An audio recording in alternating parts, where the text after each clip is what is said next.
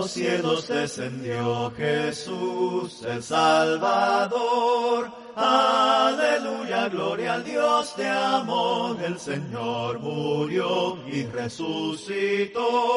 Aleluya, gloria a Dios. Aleluya, aleluya, aleluya, gloria al Dios de amor. Aleluya, aleluya, aleluya, gloria a Dios. De los cielos descendió Jesús el Salvador. Aleluya, gloria al Dios de amor. El Señor murió y resucitó. Aleluya, gloria a Dios. Aleluya, gloria a Dios.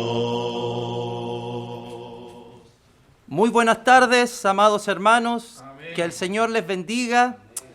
Es un placer para nosotros estar en medio de la hermandad, en medio de la Iglesia de Cristo acá en Labón. Agradecido de Dios del privilegio que nos brinda de poder compartir la palabra, estar con ustedes en estas hermosas campañas que animan y nos ayudan a cada uno de nosotros a seguir avanzando, a seguir sirviendo, a seguir amando con más pasión a nuestro Dios. Amén. Venimos con mi hermano Pedro Sánchez desde la Iglesia de Cristo en Tulsa, Oklahoma, junto a mi hermano Arturo Benítez, quien es predicador de la iglesia allá. Estuvimos unos días con mi hermano Pedro compartiendo la palabra de Dios y después ahora Dios nos ha bendecido para estar con ustedes. Amén. Que el Señor les bendiga. Amén. La idea de estos días, la idea de estas campañas es ponernos al servicio de la obra. Si hay algo que sabemos es que el cristiano está llamado a servirnos unos a otros. Pero a veces pasa que no sabemos cómo hacerlo. No sabemos dónde Dios me ha puesto en su iglesia. No tenemos claridad cómo poder servir a nuestro Dios. Y la intención de estos talleres es precisamente poder aprender cómo ser un miembro activo para el servicio y para la gloria de nuestro Rey. El pasaje que vamos a usar hoy día se encuentra en el libro de Efesios, capítulo 4. Vamos a estar desde el verso 1 en adelante. Pero antes de desarrollar nuestro pasaje, vamos a hablar un poco de la situación que había en Éfeso. Había un problema en Éfeso, un problema de convivencia. Un problema de convivencia entre judíos y gentiles. Los judíos habían entendido que el evangelio debía llegar a todas las naciones. Ya no era un problema para los judíos ese. Ellos predicaban a cualquier persona. Pero el problema que se dio luego de predicar el evangelio a otras naciones fue la convivencia. No sabían cómo convivir. Eran muy opuestos entre los judíos y los gentiles. Y ese es un problema acá en el libro de Efesios. ¿Sabe usted cuál es el pensamiento de un judío? Pedro dijo esto: vosotros sabéis cuán abominable es para un varón judío juntarse o acercarse a un extranjero. Así se sentían los judíos frente a los gentiles. Pero Dios botó esa barrera y ellos lo saben. Aún así, no saben cómo convivir entre los pueblos. Y mire el capítulo 2, verso 11, para que entiendan lo que estoy diciendo. Capítulo 2 de Efesios, verso 11 al 16, solo para que entendamos lo que está pasando.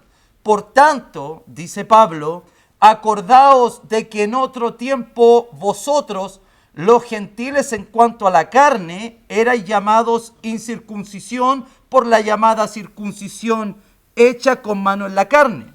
En aquel tiempo estabais sin Cristo, alejados de la ciudadanía de Israel y ajenos a los pactos de la promesa, sin esperanza y sin Dios en el mundo. Esa fue la realidad de los gentiles en algún momento. Verso 13, pero ahora en Cristo Jesús, vosotros que en otro tiempo estabais lejos, habéis sido hechos cercanos por la sangre de Cristo, porque Él es nuestra paz, que de ambos pueblos, judíos y gentiles, hizo uno, derribando la pared intermedia de separación, aboliendo en su carne las enemistades, la ley de los mandamientos expresados en ordenanzas, para crear en sí mismo de los dos un solo y nuevo hombre, haciendo la paz, y mediante la cruz reconciliar con Dios a ambos en un solo cuerpo, matando en ella las enemistades. Esta es la bendición de la cruz. La cruz hace el milagro, no solo de salvarnos, sino también de unirnos. Hace el milagro de quitar las enemistades de dos pueblos, unir a dos pueblos, hacer un solo pueblo, y que este nuevo pueblo, el pueblo de Dios, pueda servir a Dios en unidad, en armonía, en amor, para la gloria de nuestro Dios. Amén. Eso hace la cruz de Cristo. Y por eso se escribe este libro.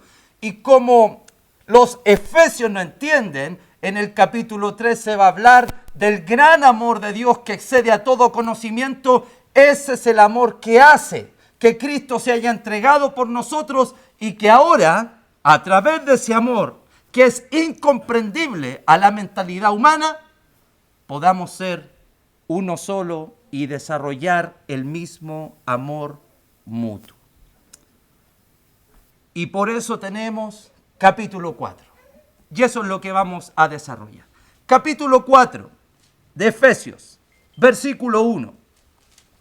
Comienza Pablo diciendo así: yo pues, preso en el Señor.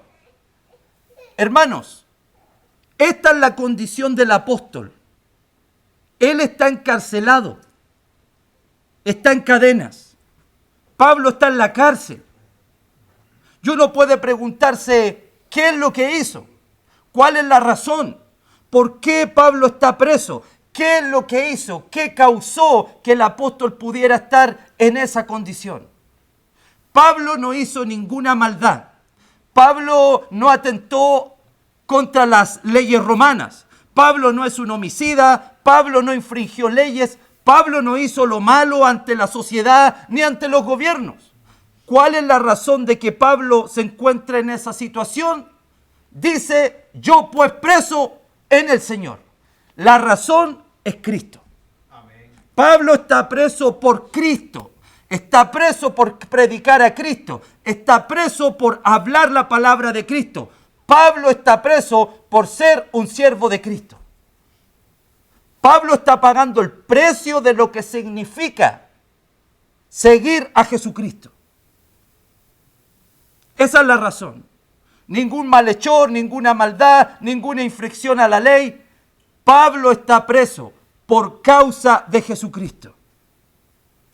Y Pablo va a recibir esto no como algo que lo atormente. Pablo estuvo en una condición peor. Según en el capítulo 2, Pablo estaba muerto en delitos y pecados. Pero este mismo Cristo lo saca de esa condición, y Pablo ahora está preso por servirlo a Él.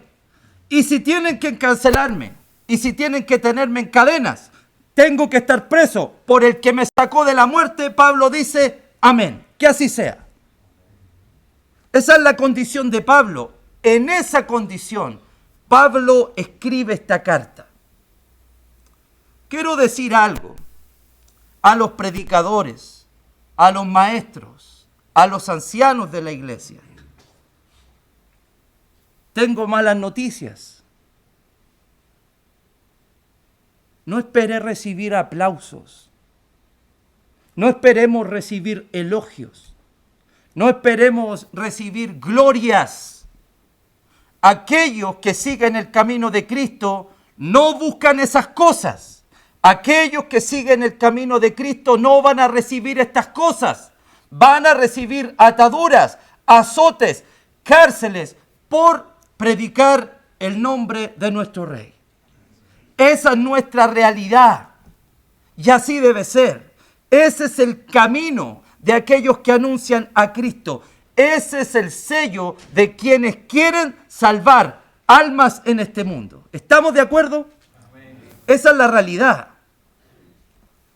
Y si por casualidad alguno de nosotros está sufriendo por servir a Cristo, amén, estás en el camino correcto.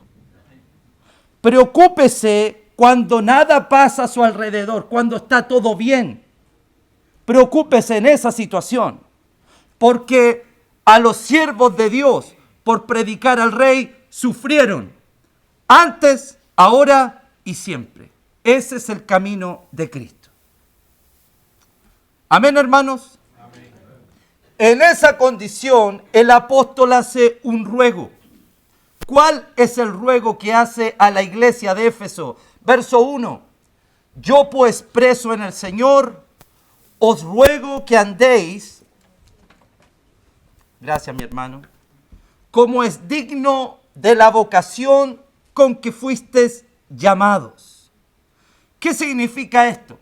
¿Qué significa andar como es digno?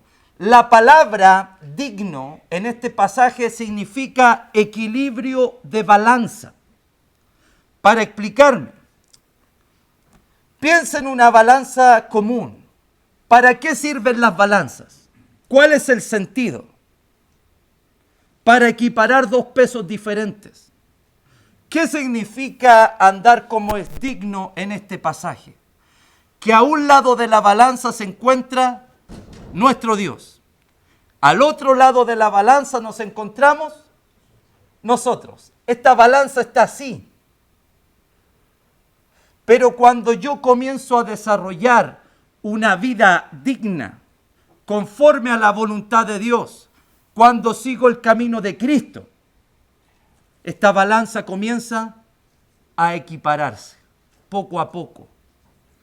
Comienza a elevarse para mantenernos al nivel de Dios. No que seamos Dios, pero vivimos y andamos como Cristo lo hizo.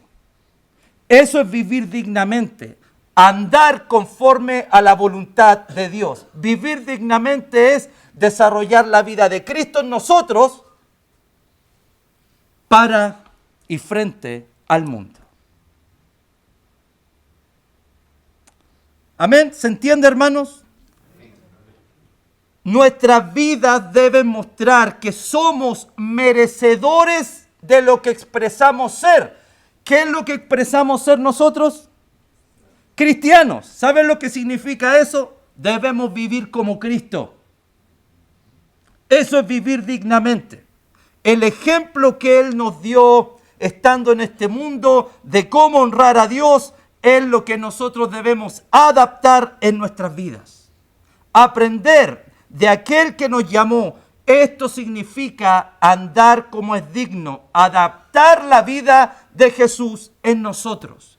¿Y cuáles son las características de Cristo en este pasaje que los cristianos debemos adaptar?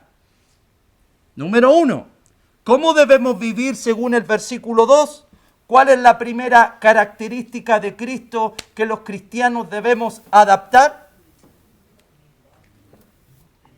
La humildad.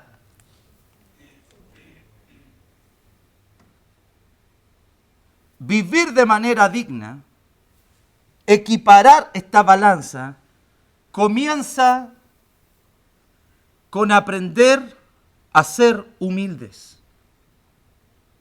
Aprender a desarrollar la humildad en nosotros. A veces se piensa que la persona humilde es aquella persona que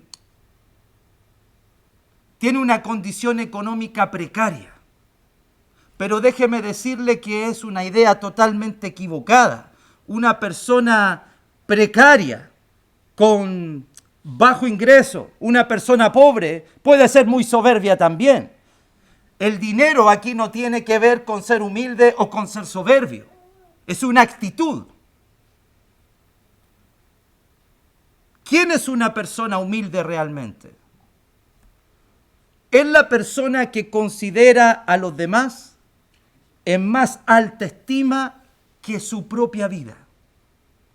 Es la persona que mira a otro como superior a sí mismo. ¿Quién fue humilde estando en este mundo? ¿Cuál es el ejemplo de humildad para nosotros, los cristianos? ¿Quién fue el ser más humilde que pisó la tierra? Jesucristo, nuestro Señor. Usted podría preguntarse, ¿es que Cristo miró a los demás como superiores a sí mismo? Sí. Eso dice Filipenses capítulo 1 capítulo 2 del 1 al 4. No lo voy a leer, pero ahí está. Cristo no buscó su propio beneficio porque es humilde. Buscó el beneficio de otros. Puso a los demás antes que su propia vida. Eso es ser humilde. Poner a los otros antes que a nosotros mismos. Este era el problema entre judíos y gentiles. No querían ser humildes entre ellos y por eso sus conflictos no cesaban. En vez de ser humildes entre dos pueblos, se humillaban entre sí. La humildad, hermanos, es la primera virtud para poder desarrollar buenas relaciones. No podemos hablar de trabajar en conjunto cuando lleguemos al verso 11 primero, ahí vamos a ver eso, pero no podemos trabajar en conjunto si primero no trabajo en mí mismo. Yo no puedo trabajar con mi hermano, con mis hermanas, con la iglesia, si no trabajo en mi propia vida. Porque las personas con las cuales vamos a trabajar son distintas a nosotros. Y para poder lograr un trabajo junto, primero debo desarrollar en mí la humildad. El cristiano es llamado a vivir la humildad. ¿Sabes por qué? Porque vivir la humildad significa reconocer delante de Dios y delante de las personas que también tengo limitaciones y debilidades. Ese es alguien humilde. Alguien que reconoce sus propios límites, sus propias debilidades ante Dios y a los demás. Pero por sobre todo, hermanos, vivir la humildad significa aceptar la voluntad de Dios en nuestras vidas, cueste lo que cueste. Y la voluntad de Dios aquí es que cada uno de nosotros pueda ser humilde ante los demás. Ver al hermano, ver a la hermana superior a mí. Y le voy a decir algo. Esto no se trata de mi amigo en Cristo. No se trata de que me cae bien o no me cae bien dentro de la iglesia. De cualquier persona. El llamado es personal. No es como me traten a mí, no es como sean conmigo. Es como yo debo ser ante Dios y ante los demás. Amén. Amén. Número 1, debemos desarrollar la humildad. Número 2, dice el versículo 2, con toda mansedumbre. ¿Cuál es la diferencia de ser humilde a ser manso? ¿Hay alguna diferencia? Sí. ¿Sabe cuál es la diferencia de ser humilde a ser manso? A tener mansedumbre no es solo mirar a la persona como superior a mí, eso es humildad. Mansedumbre tiene que ver con el buen trato hacia la persona. Una cosa es mirarla como superior, pero hablarle bien golpeado.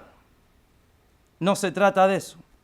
El buen trato, el trato suave, el trato amistoso, la palabra sazonada, una palabra que toque el corazón de la persona, que anime a la gente. Esa es la diferencia. No solo se trata de ver a los hermanos superiores, también de darles un trato de respeto, palabras amigables, suaves, agradables, tratarlos bien, a pesar de que el hermano no tenga la mejor actitud hacia mí. Vuelvo a decir, esto no se trata de cómo son los otros, cómo Dios quiere que yo sea. Amén. ¿Cómo quiere Dios que yo sea? Humildad, reconocer que tengo limitaciones y soy necesitado. Mansedumbre, un trato suave, de amor, independiente como me traten a mí. La tercera forma de andar dignamente, soportándonos con paciencia. La paciencia. Paciencia o longanimidad es la misma palabra, que significa ánimo grande, perseverar con ánimo prolongadamente a pesar de los obstáculos. Es la capacidad de permanecer por largo tiempo con dominio propio. Veníamos hablando de la gotera continua en el carro. Por largo tiempo, no solo por un instante, sino prolongar la paciencia, alargarla, tener dominio propio constantemente, largamente. La paciencia prolongada nos va a ayudar a tener mejores relaciones. Va a ser más fácil tener comunión entre nosotros cuando nos tenemos paciencia los unos a los otros. En la práctica de la paciencia es la siguiente. ¿Ha habido usted algún hermano que le ha fallado? ¿Sí o no? ¿Lo ha perdonado? Si le falla, vuelva a perdonarlo. Eso es en la práctica. Eso es ser paciente. Eso es prolongar la paciencia. ¿Hay un hermano que usted no lo ha tratado bien? ¿Lo perdonó? ¿Y qué pasa si lo hace? Vuelva a perdonarlo. Eso es ser paciente. Ese es el carácter de Cristo. ¿Cuántas veces nosotros le hemos faltado el respeto a Jesucristo con nuestros actos, con nuestros pensamientos, con nuestras palabras, con nuestros hechos? ¿Lo hemos hecho? ¿Sí o no? Por supuesto. ¿Y qué ha hecho Él? Ha sido paciente. Porque nos mira con amor, con humildad y con un buen trato. ¿Se recuerda usted cuando Cristo murió, fue sepultado y dónde andaban los apóstoles que Él sacó de las aguas? ¿Sabe dónde volvieron los apóstoles después de que Cristo murió y fue sepultado? Volvieron al agua. Volvieron de donde Cristo los sacó. Cristo los fue a buscar a la barca y les dijo, ya no serán más pescadores, sino ahora serán pescadores de hombres. ¿Qué dijeron ellos? Amén. Y cuando Cristo muere, volvieron ahí. Dice Juan 21. ¿Sabe usted lo que Cristo hizo? Los fue a buscar. ¿Usted cree que los regañó? ¿Que los trató mal? ¿Se les olvidó de dónde los saqué? ¿Se les olvidó para qué los puse en este mundo? Nada de eso. Los esperó en la orilla con paciencia, prendió el fuego, los esperó con comida. ¿Y sabe cuáles fueron sus primeras palabras? Hijitos. Ningún regaño, ninguna mala palabra, porque Cristo es manso y humilde de corazón. Amén. Y paciente. De esa misma paciencia, esa misma humildad, habla este pasaje. Amén. Amén. Si le pregunto hasta aquí, ¿quiere usted vivir de manera digna? ¿Queremos vivir dignamente glorificando a Dios? Aprendamos a desarrollar humildad, aprendamos a desarrollar entre nosotros el soportarnos, el tener paciencia, el tener mansedumbre. ¿Y qué es soportar? La capacidad de cargar con otro. Hermanos, en este momento el soporte de ustedes es la silla. La silla los está soportando para que no caigan, para que estén ahí. A mí me está soportando aquí el piso para que no caiga. ¿Qué significa esto? Soportar. Que a veces los hermanos van a estar a punto del precipicio, a punto de caer, a punto de apartarse. Pero usted y yo vamos a tener que cargar a esas personas sobre nosotros. Eso es soportar. Cargar a otro para que pueda llegar al fin de la carrera. Y esto es un trabajo que agota, hermanos, que es pesado, porque puede ser una persona que a nosotros no nos cae muy bien, puede ser una persona que no tenga las mejores intenciones con nosotros, pero no importa, porque esta es la cualidad, así es Jesús. Y esto es vivir dignamente, aprender a cargar con los demás, con paciencia, con buen trato y mirándolos como superiores a nosotros mismos. Y cuando yo soy capaz de desarrollar estas cualidades, la balanza se va equiparando. Y eso es vivir dignamente. Amén. Cuando somos intolerantes o sin la capacidad de soportar, es cuando vienen las discusiones, los celos, los pleitos y las divisiones entre los hermanos. Antes los problemas eran entre judíos y gentiles. Ahora los problemas son entre nacionalidades. No me gustan los chilenos, no me gustan los salvadoreños, no me gustan los americanos, no me gustan los mexicanos, no me gustan los venezolanos. O entre congregaciones.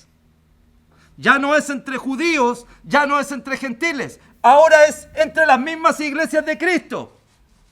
Y no sabemos cómo convivir. No sabemos cómo estar juntos. Los problemas ahora son entre nosotros, entre congregaciones. La mayoría de los pleitos o divisiones en la iglesia no son por temas doctrinales. ¿Sabe por qué son? Simplemente por la incapacidad de soportarnos a veces. Simplemente por eso. Soy incapaz de soportar a mi hermano. Soy incapaz de tenerle paciencia. Soy incapaz de mirarlo con humildad. Soy incapaz de tener un buen trato hacia él.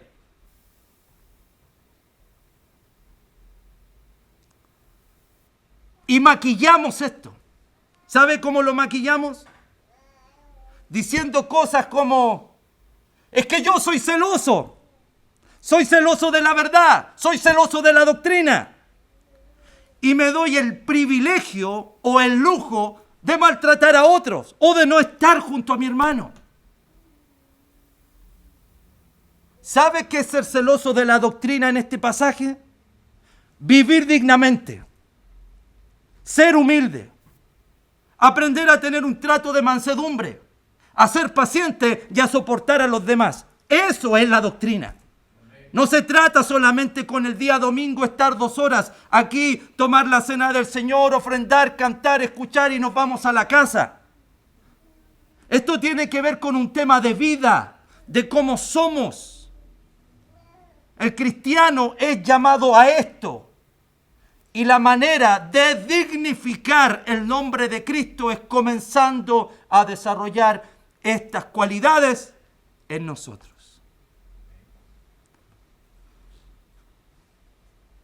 Pero los hermanos hacen cosas que a veces no sé, sopórtalo. Pero es que todavía no se desarrollan como yo quiero. Bueno, sea paciente. Ayúdalo, pero no lo critiques. Ayúdalo a alcanzar la meta. ¿Qué estás haciendo para ayudarlo a que alcance esa meta? A veces vas a tener que soportarlo, cargarlo tú mismo, para que logre también el carácter de Cristo. Amén. La vida cristiana es más que el domingo. La vida cristiana es más que cantar, más que ofrendar, más que celebrar la Santa Cena. La vida cristiana es adoptar el carácter de Cristo en nosotros. Y ese es el llamado en estos versos. Y el último de todos los llamados en el versículo es el amor. ¿Y por qué? Porque según el capítulo 3, quien derramó el amor más grande, más ancho, más profundo, más alto, es Jesucristo por nosotros. Y cuando yo aprendo a mirar a un hermano de esta manera, soportándolo, teniendo paciencia con él, dándole un buen trato y mirándolo como superior a mí mismo, es el mayor acto de amor que usted puede hacer por algún hermano en Cristo Jesús. Amén. Lo más importante, no nos olvidemos de cuánto Dios nos ha tenido que soportar a nosotros, de cuánta paciencia ha tenido el Señor con nosotros, cuántas veces la balanza se ha inclinado en contra de nuestro favor. Y Dios ha sido paciente, amoroso, humilde, nos da un buen trato y nos soporta. Hoy podemos honrar ese llamado decidiendo vivir de una manera digna. Amén. Amén. Número 1. Todavía no llegamos al punto, pero antes de trabajar en unidad para la gloria de Dios, es imposible que trabajemos juntos si no soy capaz primero de trabajar en mi propia vida para que trabajemos en unidad. Versículo 3. Solícitos en guardar la unidad del Espíritu en el vínculo de la paz. Solícitos en guardar la unidad del Espíritu. Esto en simples palabras es: ¿tiene usted el Espíritu de Dios? 2. ¿Cuántas personas lo tienen? ¿Tenemos el Espíritu de Dios? Amén. Si usted tiene el Espíritu de Dios y yo tengo el Espíritu de Dios, debemos estar juntos, con solicitud, solícitos. ¿Sabe lo que significa esta palabra? Solícitos, apresúrate a hacerlo. Esfuérzate para estar junto a tu hermano. Esfuérzate. No que se esfuerce él, sino tú. Esfuérzate, sé solícito, haz planes para estar juntos. Estos días vamos a tener la oportunidad de estar juntos como iglesias. Haz los planes que haya que hacer. Esfuérzate con solicitud, que nada se interponga para que yo pueda estar junto al hermano que también tiene el mismo espíritu que yo habitando en su vida. Solícitos, esfuérzate en hacerlo. Saca los obstáculos que se interpongan para estar aquí con el hermano que también tiene el mismo espíritu que Cristo ha derramado en mí. Entonces, pregunto, ¿quiere nuestro Dios que hagamos la unidad? Amén. ¿Nos manda Dios en este verso a hacer la unidad? Dígalo fuerte. ¿Sí o no? No. No. Dios no nos manda a hacer la unidad en este verso. La unidad, el verso dice que la hace el Espíritu. Lo que nos manda este verso es a guardar esa unidad. Esto significa, por el simple hecho de que un hermano tenga el Espíritu de Dios, yo debo guardarme con él en unidad. Yo no tengo derecho a hacer la unidad la hace el Espíritu. El llamado es: guarda esa unidad. Júntate a ese hermano. Estate con ese hermano. Pero no puedo, Señor, sopórtalo. Pero me cuesta, sé paciente. Y trátalo bien y míralo como superior a ti mismo. ¿Qué le parece? ¿Qué le parece eso? ¿Sabes por qué debemos guardar la unidad del Espíritu? Porque la unidad de la iglesia no es una actividad humana, sino divina. algo que es logrado solo a través del Espíritu Santo de Dios. Pablo está animando a los efesios a mantenerse juntos, a guardar la unidad simplemente porque tienen algo en común, el Espíritu que está morando en ellos. No importa si son judíos, no importa si son gentiles, ¿qué importa si son americanos, mexicanos, salvadoreños, chilenos, de a donde sea? Debemos estar juntos porque nos une el mismo Espíritu Santo a todos nosotros. Nosotros solamente guardamos la unidad.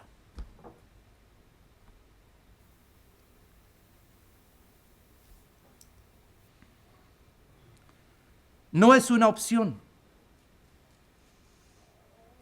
No es una opción guardar la unidad. Es a lo que somos llamados. No es una decisión personal guardar o no la unidad. La unidad es a lo que Dios nos llama. Debemos estar junto a los hermanos porque también ellos han recibido el Espíritu de Dios en sus vidas. No debe existir en la iglesia ni entre las iglesias de Cristo divisiones o cristianos aislados que no les importen los demás. El mal concepto de la autonomía ha llevado a la iglesia del Señor a estar desunida, estática, sin frutos, sin crecimiento. Y usted puede ver a su alrededor cómo las iglesias de Cristo se están desapareciendo en todo el mundo. ¿O no es así, mis hermanos? Eso es lo que pasa, esa es la realidad. Iglesias que no tienen una segunda generación. Esas son nuestras realidades. Y vivimos apartados de todos. Así no hay crecimiento. Esa forma de pensar no existe en la mente de Dios. Ha sido creada esa forma de pensar por nosotros. ¿Y sabes por qué? Porque muchas veces nos ofendemos unos a otros y somos incapaces de perdonarnos de corazón.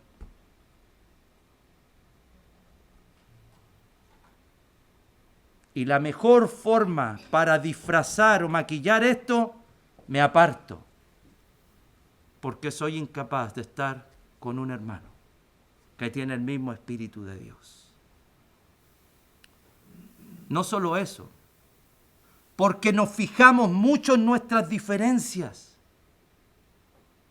Andamos buscando la diferencia. ¿Qué me hace diferente al hermano para no estar con él?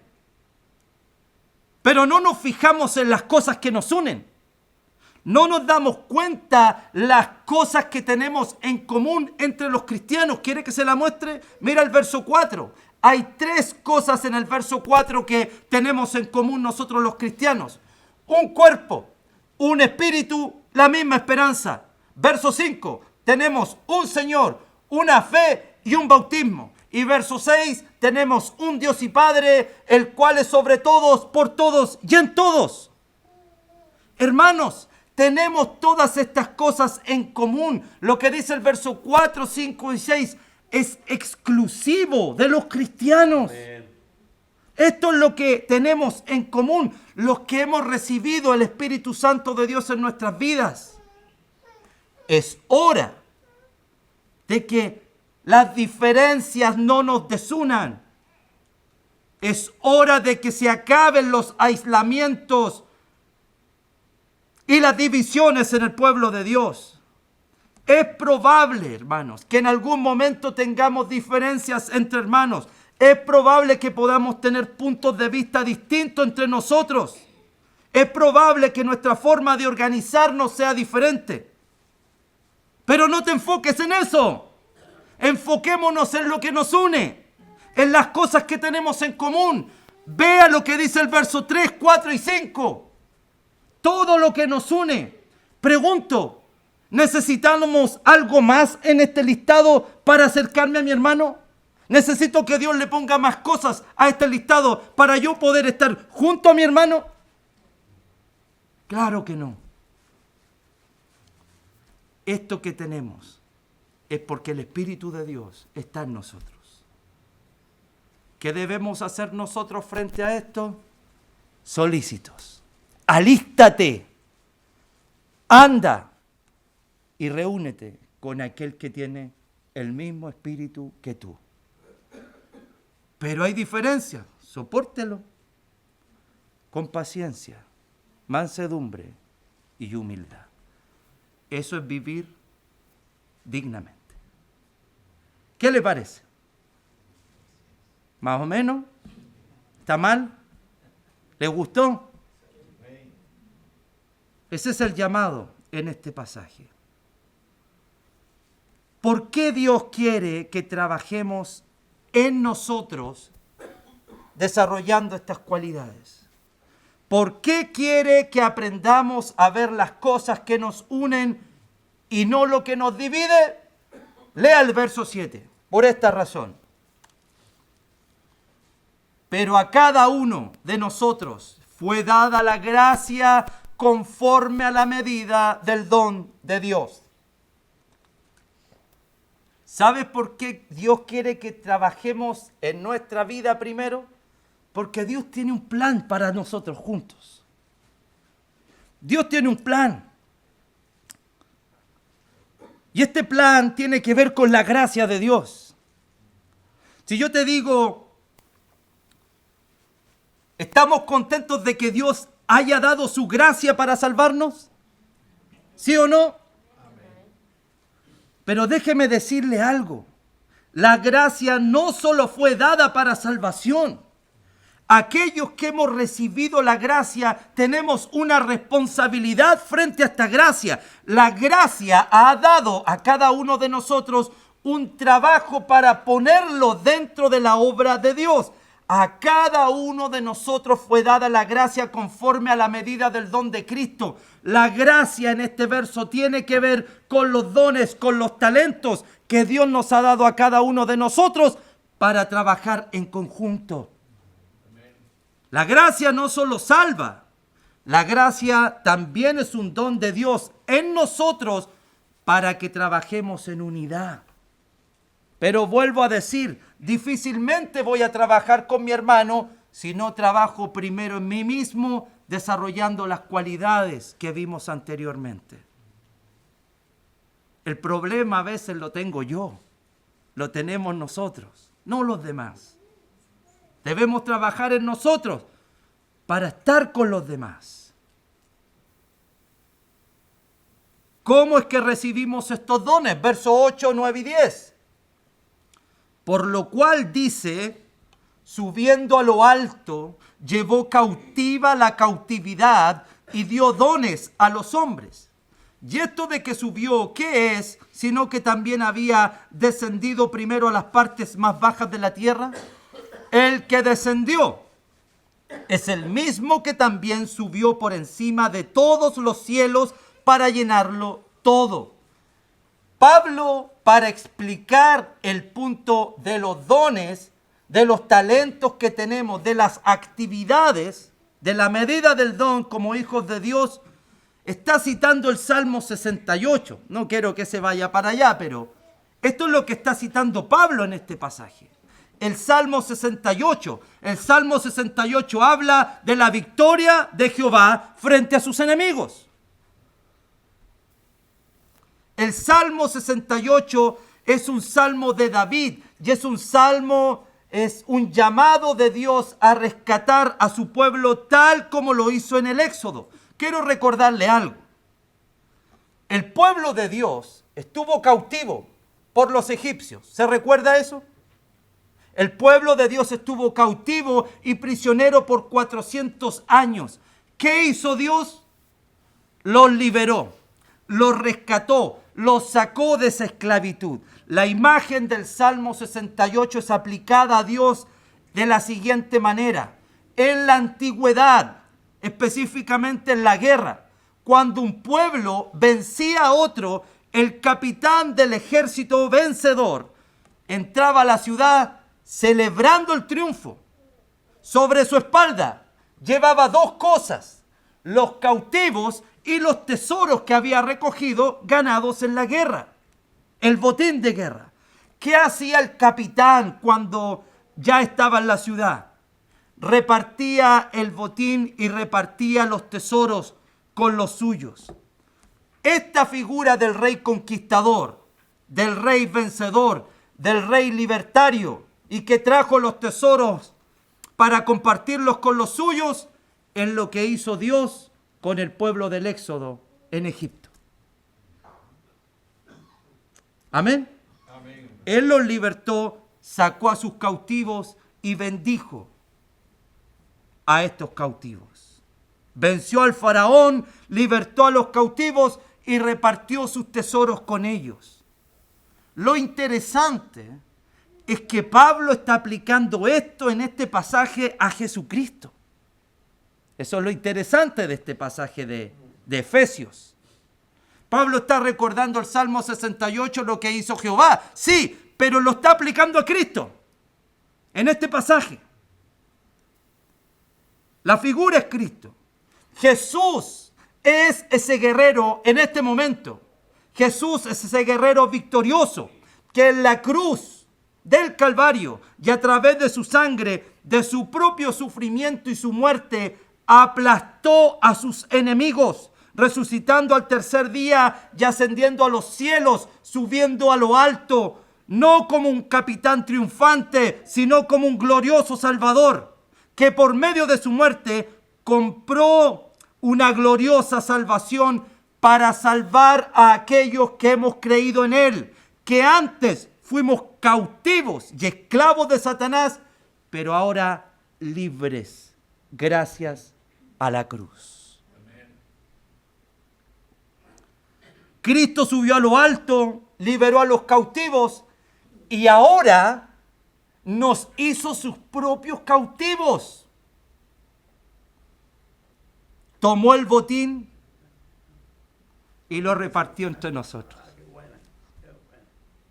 Eso hizo. Eso es lo que hizo. Por eso es importante la imagen del Salmo 68. Éramos cautivos, hermanos, perdidos por el pecado. Estábamos esclavizados de nuestras manos, de nuestros pies, de nuestras lenguas, de nuestros pensamientos por el diablo. Cristo vence, nos liberta de esa esclavitud para hacernos sus propios cautivos. Y ahora ese Cristo Redentor comparte con nosotros sus tesoros. ¿Sabe lo que son? Los dones que cada uno de nosotros tiene. ¿Qué le parece eso? Los tesoros de Dios. ¿Sabes que tenemos los tesoros de Dios? Gracias al Cristo, el Cristo Redentor, Salvador, repartió con nosotros sus bienes, con los salvos. También los repartió con aquellos que tenemos que soportar, que tenemos que tener paciencia, que tenemos que tratarlos bien y mirarlos con humildad. Amén. Amén, hermano. Esa es la imagen acá. ¿Qué le parece?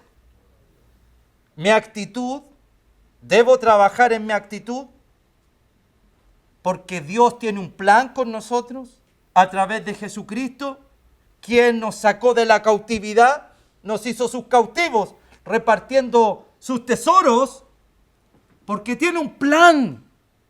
El plan de trabajar juntos. Tiene un plan como iglesia, no personal. Un plan entre todos. Los cautivos, los que tienen el Espíritu, los que tienen el mismo bautismo, la misma fe, el mismo Señor, el mismo Padre, el mismo Espíritu. Tiene un plan con nosotros. Y estos tesoros comienzan en el verso 11. ¿Cuáles son? ¿Cuáles son estos dones? Verso 11.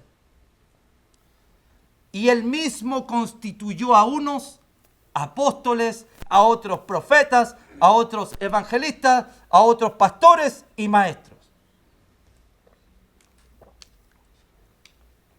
Conocemos estos dones, ¿verdad? Porque no los quiero explicar uno por uno. Porque los conocemos. Sabemos lo que son los apóstoles, sabemos lo que fueron los profetas, sabemos lo que son los evangelistas, sabemos lo que es un pastor, sabemos lo que es un maestro. Pero quiero decir algo de este verso, algo interesante. No quiero explicar todo. Pero en el verso 11, estos dones, todos tienen algo en común. ¿Sabe usted lo que es? ¿Qué es lo que es? ¿Cómo dijo, hermanito? Servir. Sí, pero más específicamente, todos tienen que ver con la palabra. Muy bien, hermana. Todos los dones del verso 11 tienen que ver con la palabra de Dios. Amén. Son de la misma naturaleza, en diferentes formas, pero todos tienen que ver con la palabra. ¿Cómo comienza Dios dando sus tesoros? Dando a hombres que puedan entregar primeramente la palabra de Dios. Amén. Todos los del verso 11 tienen que ver con la palabra de Dios y así comienza Dios. ¿Y por qué es importante que Dios ponga a hermanos con dones de enseñanza en la iglesia? ¿Cuál es su propósito? Versículo 12. A fin o con el propósito de perfeccionar a los santos para la obra del ministerio, para la edificación del cuerpo de Cristo. Los hermanos con dones de enseñanza tienen el privilegio de poder entregar a la iglesia herramientas para que se comiencen a desarrollar, a perfeccionar, o mejor dicho, equiparlos.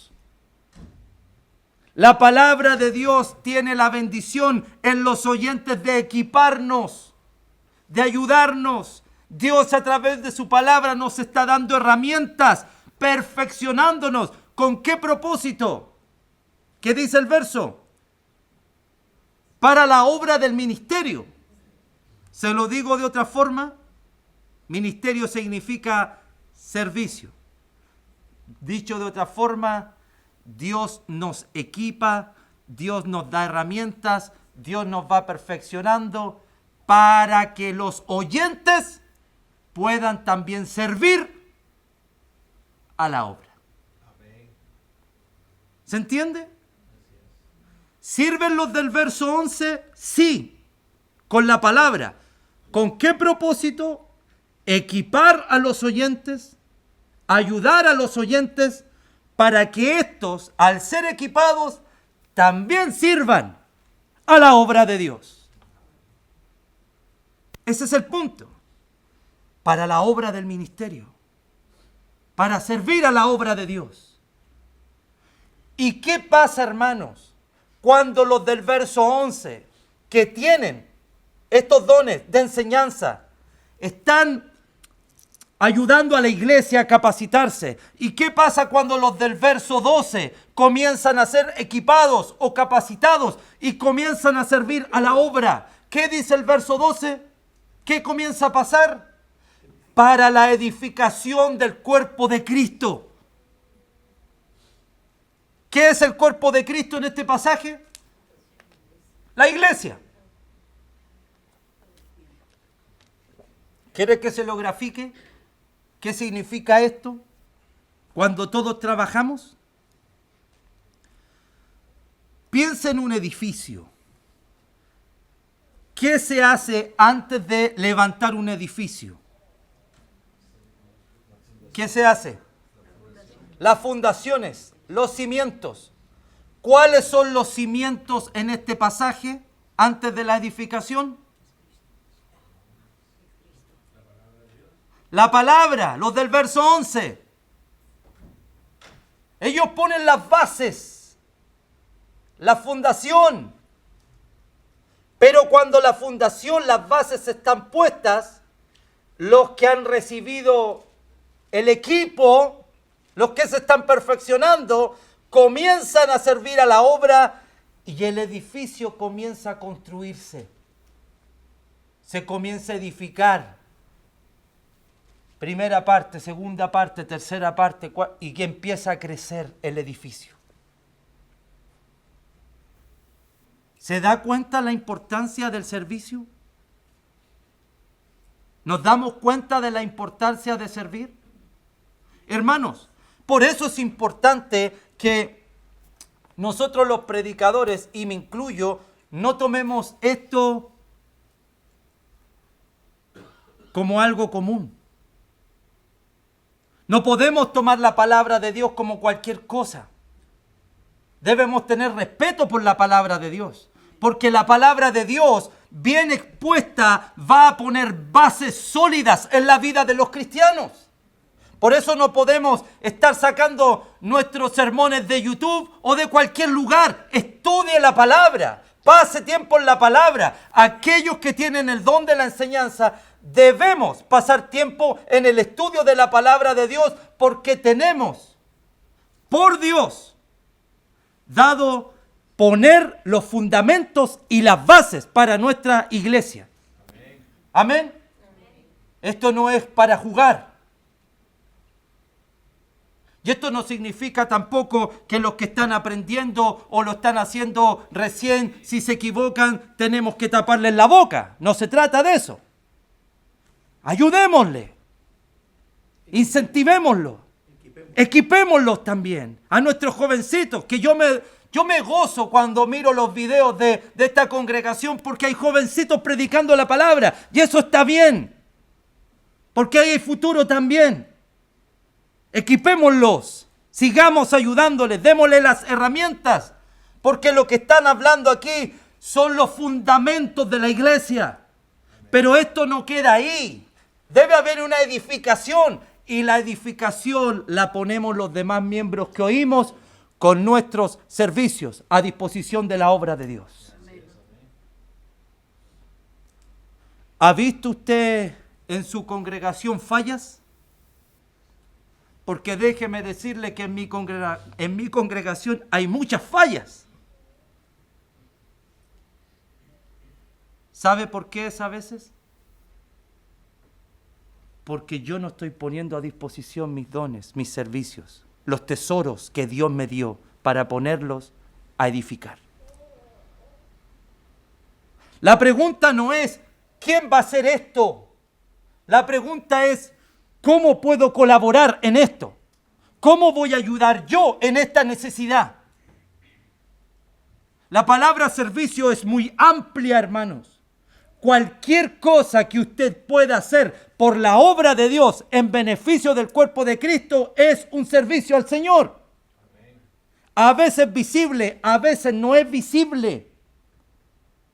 Esto que yo hago es un don visible. Hay dones que no son visibles.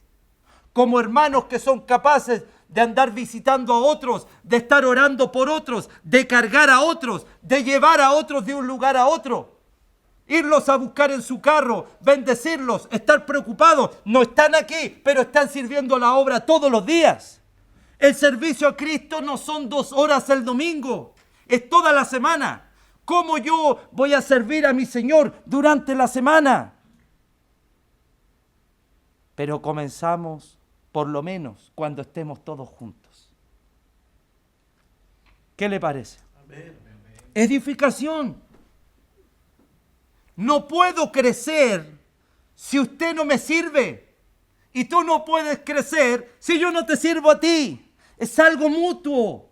Nos necesitamos unos a otros para crecer, para edificarnos, para llegar a ser la columna, el edificio que Dios quiere que seamos.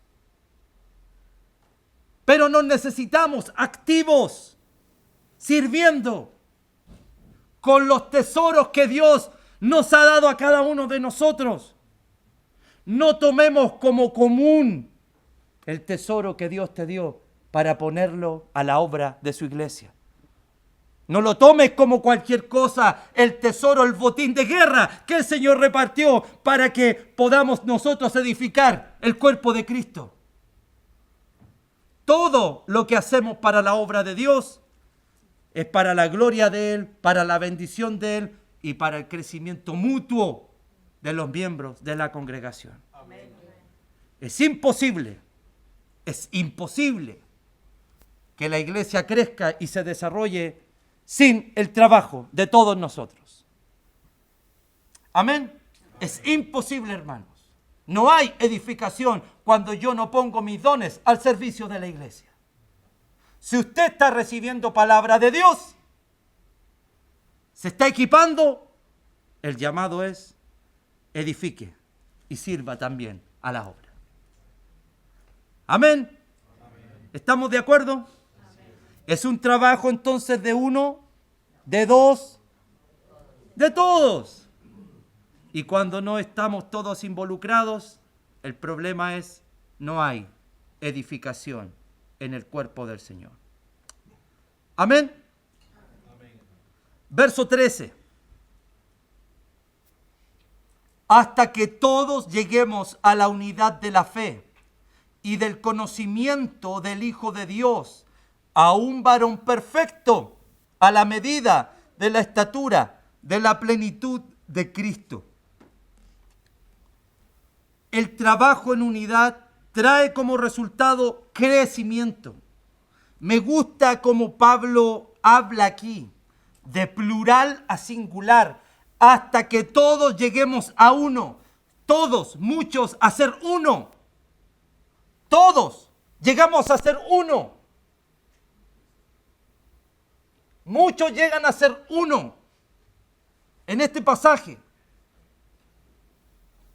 Este es el deseo de Dios, que la iglesia pueda desarrollarse a tal punto que pueda llegar hasta la estatura de Cristo. Este es el deseo, el desarrollo de su iglesia. La iglesia debe crecer. La iglesia no puede estar estática, no puede mantenerse como un niño. La iglesia debe desarrollarse, debe formarse con bases sólidas y con el servicio de los demás. Para conocer a Cristo. Y esto no tiene que ver con un conocimiento de la escritura de Él, sino tiene que ver con un conocimiento de Él real. Entender que Jesucristo va conmigo en la calle, va conmigo en el carro, va conmigo en el día a día, en las cosas que hago, en mis pensamientos, cuando duermo, cuando estoy despierto, en todo lo que hacemos, tener un conocimiento exacto de quién es Jesucristo. Pero esto comienza cuando nos comenzamos a servir unos a otros. Esto tiene que ver con servicio, con unidad, con desarrollo mutuo. Uno podría preguntarse aquí, ¿cuál es nuestra estatura en este momento? Dice el texto para que lleguemos hasta la estatura de Cristo. ¿Cuál es mi estatura en este momento? ¿Estamos a la estatura de Cristo? Probablemente no, pero le voy a decir algo. ¿Sabes quiénes somos en este momento? Pequeños Cristos, cada uno de nosotros. Pequeños Cristos en desarrollo. Pequeños Cristos que deben desarrollarse.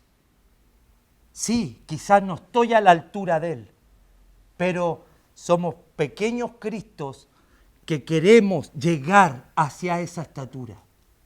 Y vamos a luchar, y vamos a desarrollarnos, y vamos a seguir pidiéndole a Dios que siga poniendo bases sólidas en nuestras vidas, y vamos a seguir sirviendo porque queremos llegar hasta la estatura de nuestro Señor. Amén. Amén. Pequeños Cristos, pero en desarrollo, hasta llegar a la estatura de nuestro Señor. Verso 14. El contraste.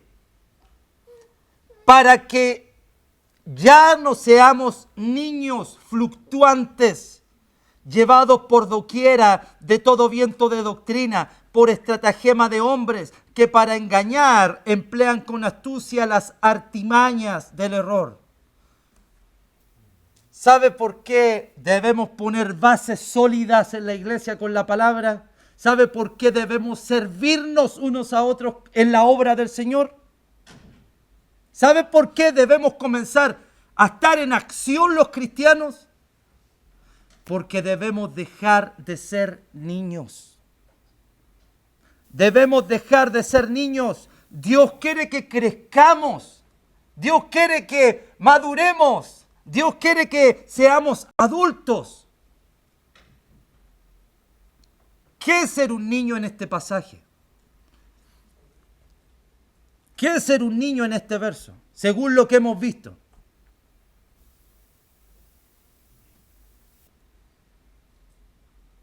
No querer estar con mi hermano. No querer guardar la unidad. Eso es ser un niño. Eso muestra la inmadurez. No querer guardar la unidad. No querer desarrollar humildad en mi vida. No querer desarrollar mansedumbre, ni amar, ni soportar, ni tener paciencia. La gente que no quiere desarrollar estas cualidades sigue siendo un niño. Y el llamado aquí para que ya no seamos niños. Ser un niño es escuchar cualquier doctrina, cualquier cosa que los hombres enseñen. Ser un niño es seguir y guardar doctrinas que no tienen que ver con la unidad de Dios. Ser un niño es no servirnos unos a otros. Ser un niño es no poner mis dones a disposición de la iglesia. Inmadurez. Ser un niño es bajar los brazos y no querer servir al pueblo de Dios con mis dones. Ser un niño es no desarrollar mi vida hasta la estatura de Cristo. Ser un niño es no importarme guardar la unidad ni estar con los hermanos. Eso es muestra de ser un niño. Les muestro un ejemplo, se lo grafico. Mi hijo Josué tiene 12 años. Igual está un poquito alto. 12 años. Imagínense hoy hubiese venido con Josué, y ustedes lo conocen. Nos volviéramos a Chile. Y en 20 años más, volviera yo con Josué. Y ustedes ven a Josué y lo ven igual como hace 20 años atrás. Como un niño de 12 años. ¿Qué diría usted de Josué? Algo está mal con él. No debería demostrar 12. Debería demostrar 32 años. Se ve igual como cuando se fue el hermano hace 20 años. ¿Sabe por qué digo esto? Hay cristianos que se bautizan y siguen siendo así. No se desarrollan. Siguen siendo niños. Y pasan los años, pasan los meses, pasan los días, 5 años, 10 años, 20 años, 30 años de cristianos. Y siguen con la misma forma de vivir, siguen con la misma forma de actuar, siguen siendo iguales como un niño. Y este verso nos está diciendo, dejemos de ser niños. Iglesia, amén. Ese es el llamado. No podemos mantenernos como niños. Hay que madurar, hay que crecer. Y lo primero que debo reconocer es, Señor, sí, soy niño. Ayúdame a vivir dignamente, a desarrollar las cualidades de Cristo para guardar la unidad, porque tenemos el mismo espíritu y tenemos tantas cosas en común. Ayúdame para poder poner los tesoros que me diste al servicio de la obra de Dios. Así se comienza. Amén. No podemos seguir siendo niños. Sino, verso 15, sino que siguiendo la verdad en amor, crezcamos en todo en aquel que es la cabeza, esto es Cristo. Mi madurez se muestra en mi respuesta a la verdad de Dios. La madurez se muestra en mi respuesta a la verdad de Dios. La verdad de Dios aquí es el llamado a guardar la unidad del Espíritu. Si no estoy dispuesto a seguir la verdad de Dios guardando la unidad, sigo siendo un niño. Pero quienes están dispuestos a hacerlo, a pasar por alto las cosas, a seguir avanzando, han pasado de la niñez al crecimiento en Cristo Jesús. Y cuando esto se logra, vamos a crecer. Nuestra mente se desarrolla y comenzamos a ver con claridad. Ayer el hermano Pedro nos hablaba de la ceguera. Cuando somos niños estamos ciegos, no logramos ver bien. Pero si nos comprometemos delante de Dios a salir de esa forma, a desarrollarnos, a crecer, buscando la verdad de Dios, vamos a aprender a crecer y a conocer realmente quién es nuestro Señor Jesucristo, a crecer en Cristo, a formar su carácter, a tener sus cualidades, a ser como Él, a mirar como Él, a pensar como Él, a servir como Él, a amar como Él, a tener pasión como Él, a avanzar como Él. Cuando se logra esto, el resultado es, verso 16, de quien todo el cuerpo, bien concertado y unido entre sí, por todas las coyunturas que se ayudan mutuamente, según la actividad propia de cada miembro, recibe su crecimiento para ir edificándose en amor. Cuando decidimos crecer, siguiendo la verdad, el cuerpo se empieza a componer. La palabra aquí, coyunturas, es la palabra lego. ¿Conoce usted los legos, verdad? Es la misma palabra acá. Vamos encajando unos con otros, formando el cuerpo, ayudándonos mutuamente. Yo con mi hermano Arturo con mi hermana, todos conectados de la mano con el mismo pensar, cada uno poniendo a disposición sus dones y el cuerpo de Cristo se empieza a edificar, empieza a crecer, empieza a desarrollarse. Y vamos conociendo mucho más ese amor de Cristo que excede a todo conocimiento. Ese amor de Cristo que lo veíamos muy lejano en el capítulo 3, cuando la iglesia trabaja junta, unida, con el mismo propósito. Vamos entendiendo un poco más el amor de Jesucristo por nosotros. Un poco más. Es más entendible. Es de suma importancia poner, hermanos, nuestros dones a disposición de la iglesia para la edificación del cuerpo. Esto muestra que el trabajo de la obra del Señor no es en vano. El trabajo de la obra del Señor trae crecimiento. Vamos siendo como Cristo, vamos desarrollando su amor, vamos adquiriendo su forma de ser, su actitud, y juntos vamos sirviéndonos y creciendo en unidad. Pregunto, ¿eres importante para el desarrollo de la iglesia? Sin tu trabajo es imposible que la iglesia se desarrolle. Sin tu trabajo es imposible edificar la torre. Eres importante para el edificio de Dios. Eres importante para el edificio de Cristo. En ti reposan los tesoros de Dios que quiso compartir con los cautivos. Vamos a estos días seguir hablando de estos temas. Y quiero invitarles a que sigamos viniendo. Es la oportunidad de guardar la unidad, es la oportunidad de ser dignos, pero es la oportunidad también de crecer juntos. Todos nosotros tenemos los tesoros de Dios. Unos se edifican con la palabra, otros sirven de diferentes maneras, pero juntos ponemos las bases y juntos edificamos esta torre. Amén. Así que, mis hermanos, propongamos en nuestro corazón servir con los tesoros que Dios ha compartido con nosotros. Muchas gracias por la oportunidad. El Señor les bendiga grandemente.